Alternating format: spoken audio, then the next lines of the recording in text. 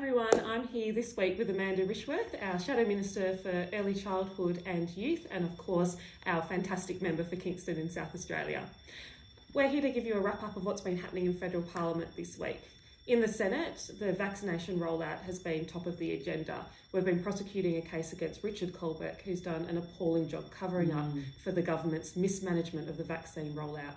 This is leaving our aged care workers and our disability care workers, as well as residents in these facilities, unsafe, and it's absolutely unacceptable.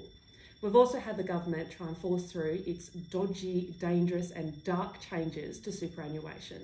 Make no mistake, this government does not believe in superannuation. It was a Labor reform. It's something we are always having to fight to defend, and we've seen that again in the Senate this week.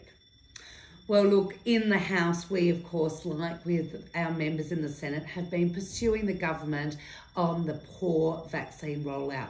Poor vaccine rollout in aged care, the poor vaccine rollout when it comes to workers in aged care and other frontline workers. And of course, their inability to encourage Australians to go and get the vaccine with no public information campaign.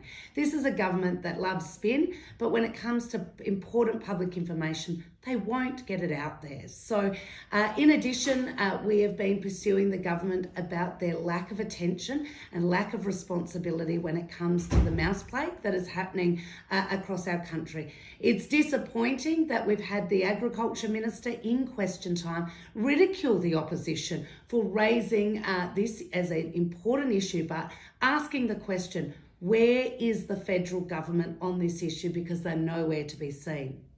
And finally, there was a bill passed this week where the government was playing catch up with Labor. The Fuel Security Bill, which improves the fuel security here on our country, was passed. This is something that Labor announced in the last federal election, something that was ridiculed by the government of the time. Now they're playing catch up, but we did support that legislation because it's critically important for our country. Thanks so much, Amanda. We really appreciate you making the time in what is a busy week, as always, for you in Canberra.